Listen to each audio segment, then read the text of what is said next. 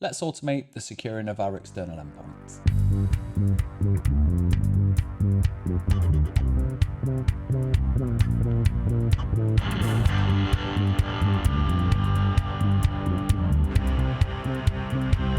So in this video, we're going to be sort of sidestepping the certification path we've been going down up to now. Now, the reason for that is because we're going to be installing Cert Manager and External DNS in this video, because we need them, basically. I don't want to have to set up certificates manually, and I don't want to have to keep logging into Cloudflare like I did in the last video and setting up domains manually. So External DNS will do that for us. It supports a bunch of providers, Cloudflare being one of them. That's the one I'm going to show you how to set up today. And yeah, I don't want to have to set those things up manually. So that's going to manage that for us. And in terms of Cert Manager, what that does is sets up TLS certificates for us. And that allows us to have HTTPS websites running. So yeah, that's really useful. It means we don't have to worry about setting that stuff up ourselves manually anymore. We don't have to put certificates in secrets and supply that to the ingress. It will just do it all for us. We can also use Cert Manager for internal cluster communication over TLS as well, but we're not going to be doing that in this video. And to be honest, I'm not sure if I'm going to show that at all. I might do at some point. We'll see. But for this video, we're just going to be setting them up so that we can use them going forward in future videos. Let's get into it. We're going to start with external DNS because, well, that's the thing that I have up on the page now, as you can see. So with that in mind, let's move forward with it. We're going to go through external DNS, then Cert Manager. Now, let's just read this bit in a broader sense. External DNS allows you to control DNS records dynamically via Kubernetes resources in a DNS provider agnostic way. What does that mean? It means that I can automatically create, update and delete records within Cloudflare, for example, in my case, because that's where my domain's hosted. That's basically it. There's not much more to it than that. So yeah, let's get that set up. Again, I'm using Cloudflare, as you probably saw in the last video. These are all the ones it supports, all of these right here. Okay, so you've got a bunch of stuff available to you. Find the one that you use if you do use one and follow through setting it up. If you don't have a domain, well, you might be able to get away with using something like dynamic DNS. I mean, you've got DYN here. Is that dynamic DNS? I don't think it is. Yeah, it is. There you go. So maybe you could use that. Yeah, have a little look around, see if there's one that supports the one you've got. If not, then you might just have to watch the video and not do anything. Just kind of take it in, absorb it like a sponge. So yeah, that's that. Moving along. Okay, so we've got the instructions down here. We've got deploying to a cluster or running locally. I will not run locally because we're on a Kubernetes cluster. So let's do that. We are going to deploy to a cluster and I'm going to be using Cloudflare. Pick the one that suits you. In theory, you should be able to use the guide I'm doing here in the way that you need, but using yours. There won't be much difference between it. So yeah, just have a little read through yours and try and follow through as you can. So in our case, we need a Cloudflare DNS zone, which I already have. So that's fine. And we need some Cloudflare credentials. If you don't have a Cloudflare DNS zone, just sign up to Cloudflare, point your name servers over to Cloudflare, to the ones it provides, and hey presto, you've got a Cloudflare DNS zone. So you need to add your domain, obviously, but yeah, it's as simple as that. I mean, my registrar is Google, as you can see here, and I just literally log into there, pointed them over to the DNS servers that Cloudflare gave me when I set the domain up, and that was it. It's managed via Cloudflare after that. It is that easy. DNS is surprisingly easy once you know how it works. Anyway, I digress. We need a few bits from Cloudflare now to actually set things up. So it says here that, the API exposes the entire Cloudflare infrastructure, which is fine, but we don't want the entire infrastructure. We just want a little bit of it. Now, if you do want the entire one, you can use the API key and email, which will give you full access basically to your account. The API token approach, this one, gives you restricted access. You can restrict the access that it's got. You can restrict who has access to that token via IPs and things like that. So you could do it to all zones if you want. I won't be. I will be using a token that specifies a particular host. But if you are doing it to all zones, you can even filter external DNS to that. So maybe you've got multiple domains that are being managed and you want one external DNS on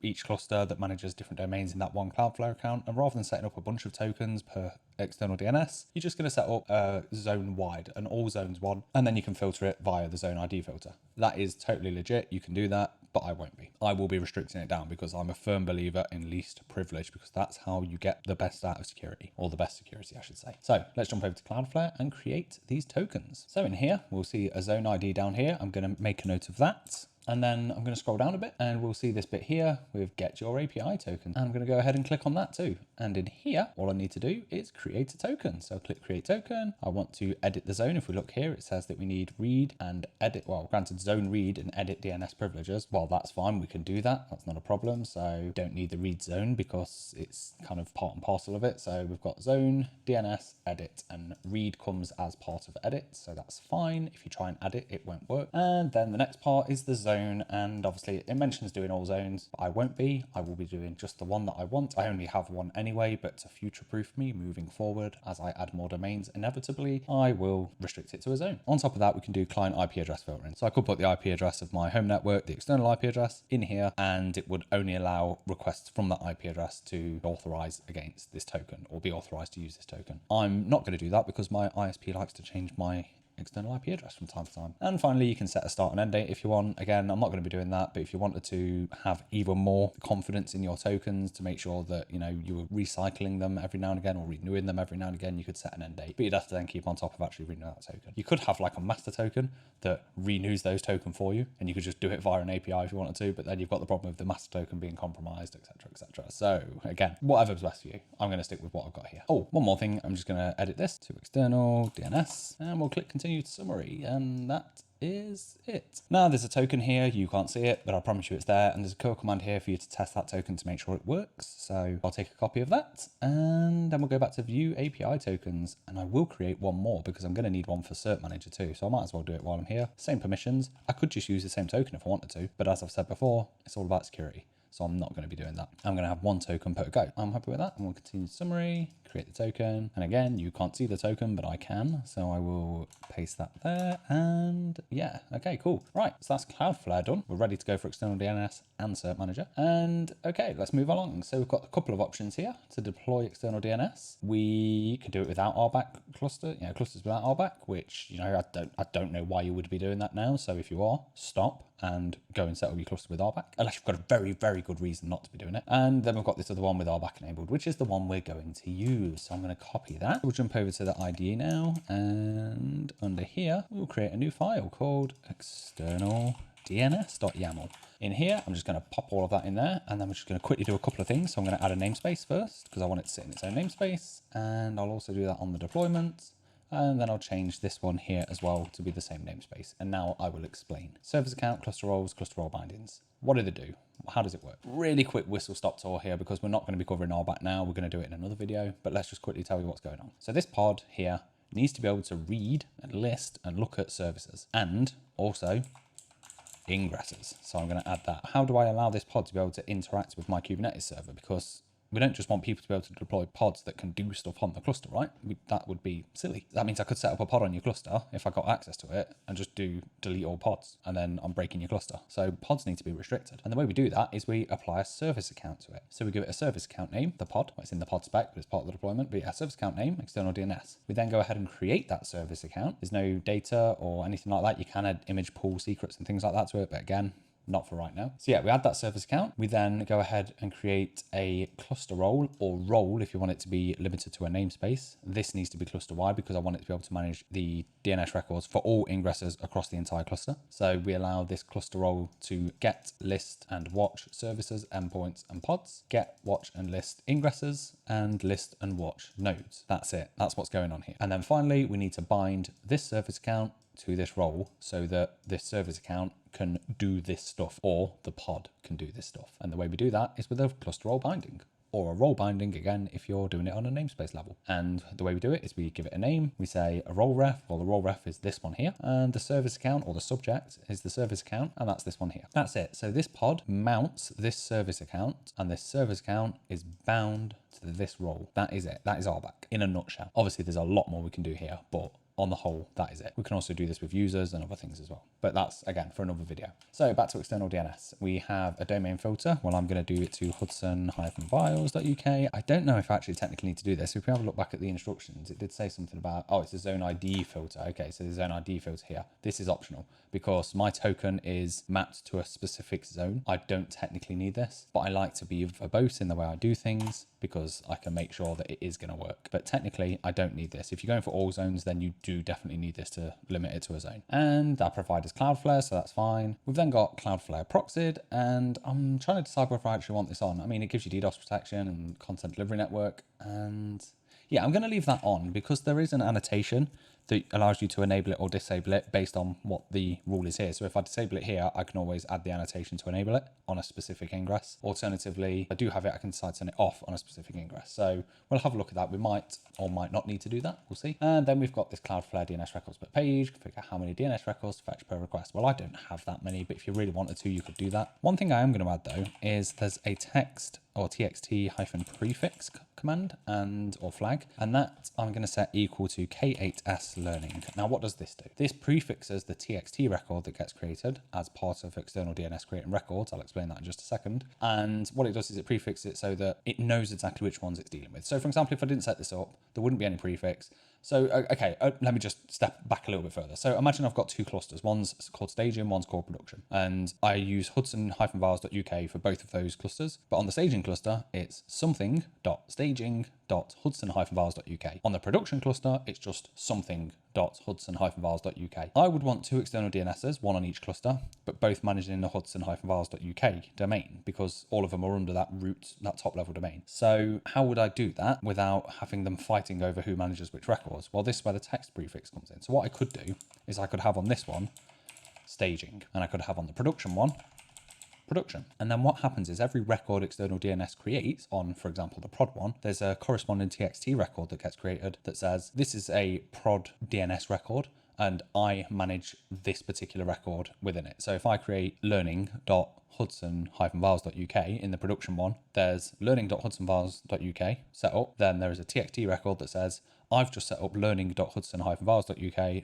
and it prefixes that record with prod. In staging, it would do the same. It's set up learning.staging hudson-vars.uk, create a TXT record, which is staging prefixed, and then in there it would say, I manage learning.staging.hudson-vars.uk. Hopefully that makes sense. If not, don't worry too much about it if you're literally going to have one external DNS managing it. To be honest, I don't actually need it. This is just a habit more than anything. So I'm just going to leave that as it is because I might have another cluster at some point that manages part of Hudson Vars, and it makes sense to not have a conflict. So again, just kind of thinking ahead. Finally, we need these Cloudflare API keys and emails, but we're not using them, we're using the token. So I'm going to delete this and put token, and I'll delete that, and then I'll delete that. And this is everything set up as I need to. All I need to do is add my zone ID and my token, which I will do now, and then close this tab, because obviously I don't want you seeing what's inside. It's all secret. So bear with me a second while I do that. Okay, that's it. Now, all we need to do is apply external DNS. Now, before I do that though, I just want to make sure that I've deleted the ingress record because it will just try and create it. So kubectl get ing namespace learning. And there's nothing in there. Okay, that's cool. So we can go back and apply that now. And we'll just do that. Jump back over to the terminal. kubectl get pwn name DNS. Is that up and running? Yep, that's up and running. So that's great. You can have a look at the logs in here. If that is failing for any reason, it'll just tell you. It will probably be a misconfiguration of the flags that are set, or if it's working, it will be up and running. So the next thing we're going to do is we're actually going to jump back into the previous episode because I've still got all that stuff running. I have everything in there still. The only thing I've done is deleted the ingress resource. So if we have a look at service and ing, we can see all of that stuff is still running. So that's cool. Now let's take a look at this ingress. So this is the ingress we left it with. We have nothing extra done on it at the moment, but we want to start adding things to it. So we're going to add the annotation for external DNS. So we'll do annotations. And then what do we want for external DNS? Well, I mean, there's a bunch of options, really. Let's take a look at external DNS here. Go down to the example. We've got these here. We can set a TTL for our record. We can set the host name if we're using it on a service, which I'm not. I'm using it on an ingress. I'll quickly explain that actually. So if you're using it on a service, you can't set a host name anywhere. So you have to set it here. This will allow external DNS to go, right, this here maps to the IP that gets created as part of the load balancer. That's fine, but I don't need that. I need it for an ingress. So actually, I don't need anything in here technically. Not in a production environment that sits in the cloud or something like that. But if you remember, we have this problem. I have an external IP, and that external IP hits my router, gets mapped through to my Intel NUC, which was originally running an Nginx reverse proxy, but has now been upgraded to use HA proxy instead. I won't be going through that now because it's not relevant, but all I've done is switch over to HA proxy so that I can do SSL pass-through on that, and it's a nicer system to use on the whole. And yeah, that's basically it. But the problem is, if I use my ingress without an annotation, it's just going to set it up to the IP that is found in the ingress external IP section. If you remember, we had the address part and it had my node IP. I don't want that to be my IP. So what I need to do is say, yeah, but I need a CNAME record. So how do I do that? Well, thankfully there's a way of doing it. So let's just jump down here to FAQ. We'll do a search for CNAME and it'll say here, this is kind of irrelevant, but it does work for us anyway. So if we set the target to a host name here, then a CNAME record will be created instead. In this case, the host name specified in the ingress object's annotation must already exist, which it does. We have that set up within Cloudflare and it points to external IP. It's an A record. So it's just going to CNAME over to that. So that's all I need. So I can just grab that target, jump over to the IDE, and we can do this. JetBrains really need to stop doing that. And then we can do hudson-vials.uk. And that's it. Now, this will get created as a CNAME record over to this. And that is external DNS. So let's just go ahead and apply that. I was going to do it after I'd done Cert Manager, but it makes no difference. We can do it now. And to be honest, sometimes I hit an issue with Cert Manager where there's a race condition, you create it, and then Cert Manager and external DNS try and create the same record at the same time, and there's a bit of a fight. So just to avoid that, for the sake of ease of this video, we're just going to apply it now. So do kubectl. So I'll do kubectl, apply F21 and ingress. There we go. So we're going to just apply this as it is, and the record should just get created in Cloudflare. So let's go and take a look. We'll jump over to Cloudflare and have a look what's going on over there. So let's just jump back over here.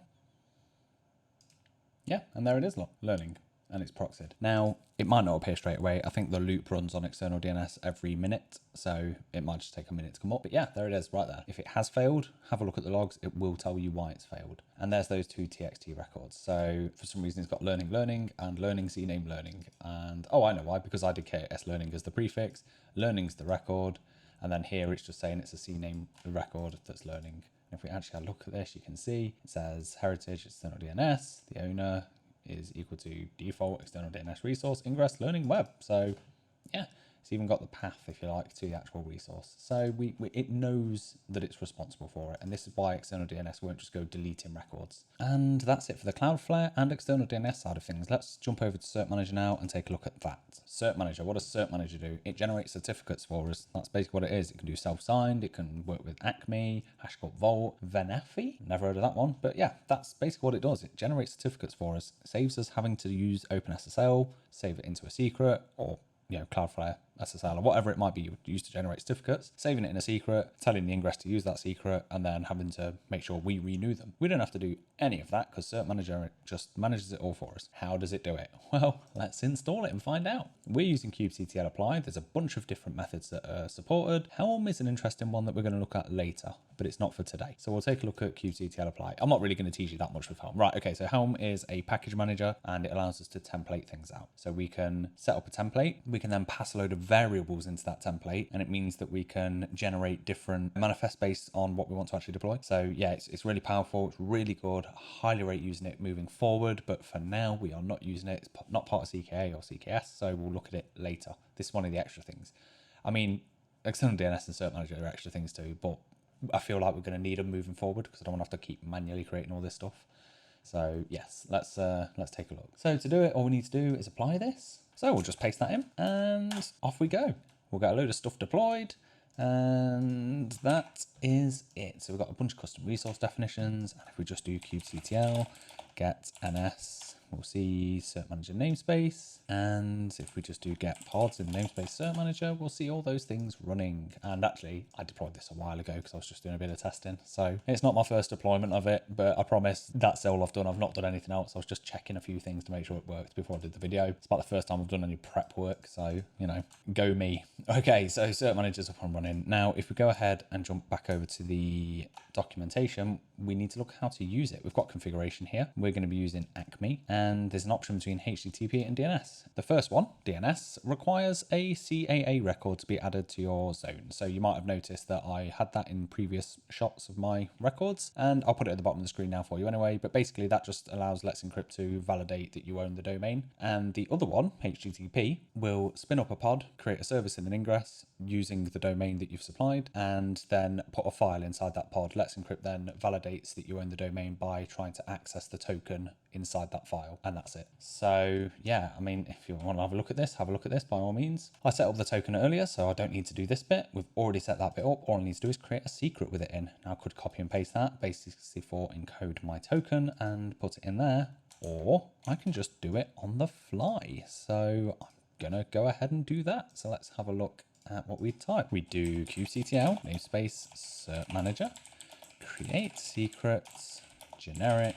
That generic secret is going to be called Cloudflare API token secret. So we'll grab that, jump back over to the IDE, paste that in, and then we just need to do from literal. And then I'm going to paste my token in. So the token is API, well, the key is API token, and the token is equal to, I pasted it somewhere, and there it is right there. So I'm going to go ahead, paste this in, press enter, and then see it back on the other side. Okay, so that secret exists now. And we can carry on. I'm obviously not going to show you what I put in because that's got my token in. I don't want you to have that token. I could have showed you the tokens and deleted them after this video was done, but I want to use them in future and I can't be bothered to keep recreating stuff. So yeah, you just can't see the command. I've put it up on the screen so you can see it there. How do we use this now? Okay, so we have a certificate created, sorry, our secret created, and all we need now is an issuer. Now, if we do issuer, this is namespaced. We probably want something that works cluster-wide like we did with external DNS. And as a result, I'm going to use a cluster issuer instead. So if I go to usage, if I drop down tutorials maybe, and let's see if it gives us an option for cluster issuer. Doesn't look like it's going to.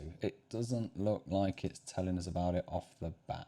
So yes. Okay, cool. Never mind. Let's just carry on with what we're. I promise you there is a cluster issuer. So I'm going to go back and go on Acme, DNS, and we will take a look at Cloudflare again. And I'm going to grab this issuer here and we'll modify it to work for us basically. So we'll grab this and I will go and create a new file and it will be called cluster issuers.yaml. And I'm going to put both in here. And when I say both, what I mean is there is, for Acme, if you've used Let's Encrypt before, there is staging and production endpoints to hit. Now, if you hit the staging endpoint, you get a good amount of certificates generated for you. The only thing is they're not signed certificates. It will just be a certificate. It will give you a one in the browser, but it's a certificate that you can use for testing. If you hit the prod one too many times in a short amount of time, I can't remember the exact numbers, I think it's like 5 or 6 times within a week or something like that, then you'll get limited. You'll get rate limited. And if you need enough certificate, you'll have to wait until, I think it's either a week or until the next Friday or something weird like that. Have a look at the docs of Let's Encrypt and it will tell you that. But if you're doing some testing, use staging first. Then, when you're ready to actually roll it out, switch to your production. I'm not going to follow my advice and I'm going to use my production one straight away because I already know that this will work and I'm not going to be doing much more after this. But just note that for future reference. So now I've cleared that up, we'll do let's encrypt prod. And I'm going to change this to a cluster issuer and I'll do the same down there. Call this let's encrypt staging. So that's that. We've got that. We've already got this Cloudflare API token secret created. We've got this API token key within it. So that's working great. What we need is this Acme bit. Now, this is the little bit we need here. So I'm going to grab that. We've already got the solver. That's fine. We want this bit here. So we'll grab that and we will drop that in there. And then all we need to do is just change all this through. So we'll do true at hudson-vials.uk. This is the staging URL. So I'll grab that one and copy it down in a second. And then here we're just going to, I'm just going to name it the same as let's encrypt prod. It's just a secret that gets created that stores your details basically. So I'll grab that and we'll drop that in there. I'll leave staging in that and I'll remove staging from here. So you just remove that staging bit from the URL and it hits the production endpoint. Looking at it, that's all fine. Just need to change that to staging. So I've got a cluster issuer called let's encrypt prod. It's not namespace, so it doesn't need a namespace.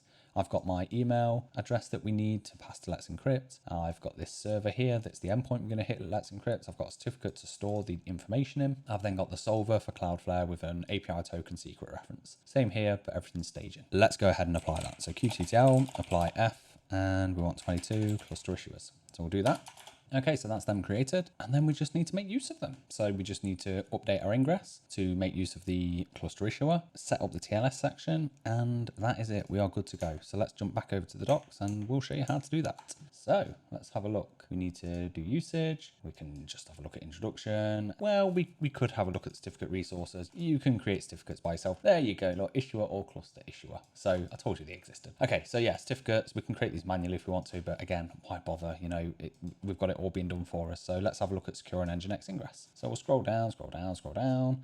and take a look at this bit here. So we've got an annotation here. We've got a cluster issuer basically that we define. So we'll grab that and we'll throw that into the ingress. We'll uncomment that. We can leave it as let's encrypt staging if we want, but I'm not going to. I'm going to use my prod one because, as I say, I already know it's going to work. I have full confidence. And then the other thing we need to do is set up the TLS section, which is this.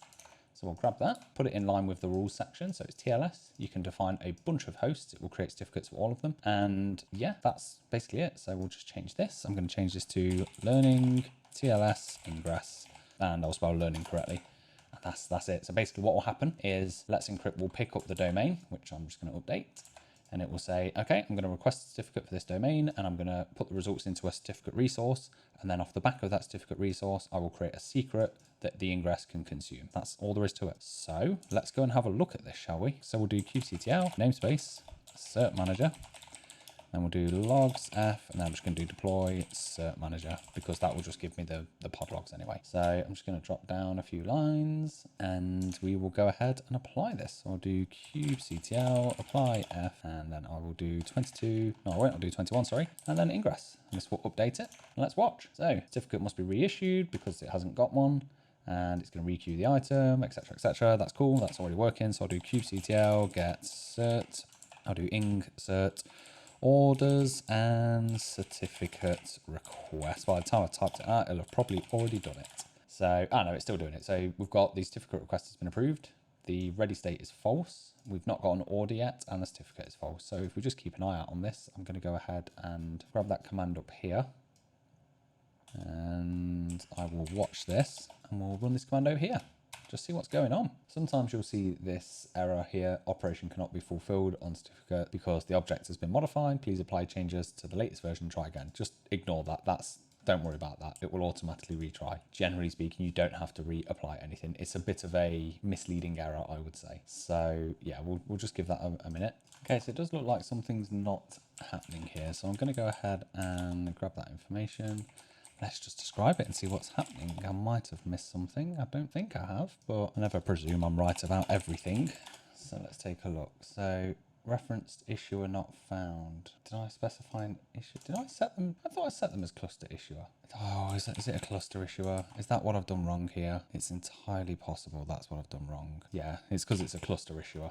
See, I made the mistake myself anyway, so I'll just quickly apply that. Let's jump back over and see what's happening over here. We'll see this. Okay, so that doesn't match the requirements. It's going to retry. We'll re-watch this. That's true. That's true. The order's valid and the certificate's true already. See, that's how quick it went through. So yeah, that was my bad. I set that annotation there to issuer instead of cluster issuer after just telling you that issuers are namespaced and you need, and the annotation matters. It's issuer or cluster issuer. So it was my fault. Don't copy and paste because that's what happens. So yeah, anyway. That's working now. We've got a certificate created. If I jump over to the browser real quick, I can now go to those domains. So let's go and take a look. And over here, look, we can see I've just gone to the domain and this certificate is valid, it's secure. And you can see here, it's for learning.hudsonviles.uk, generated by Let's Encrypt, it's approved by them and all that. And this is now a valid certificate on a website. And this is live on the internet. It won't be when you come to watch this video because I've probably taken it down by then, but there it is, right there, up and running. So yeah, that's that. Let's take a look at one more thing before we do anything else, or before we call it a day, because that is it. That's everything I need to show you. What I'm going to do though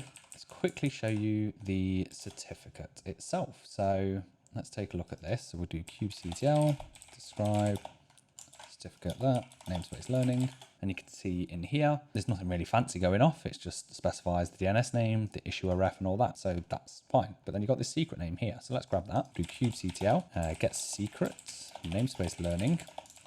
That certificate there, and we can see we've got that. We'll output that as JSON. We'll get the JSON path, sorry. This JSON path will be equal to .data.tls.crt, I believe it is, if I remember rightly. Let's see if I'm right. And I think I need to put quotes around that. That's how I put it as YAML first, see what it is, because I don't want to have to copy and paste all of this. Yeah, it's tls.crt, so I don't know why that didn't work. Maybe I'm just being a bit silly here. No, it's not having it. So what I'm actually going to do is I'll put it as JSON. I'm probably doing something silly there. It's late, if I'm honest. It's very late. So JQ, and I'll just do the same thing. So we're going to do .data.tls.crt. That should give us the base 64. Yeah. Now we can do base 64 decode. We can then pipe that into OpenSSL X509.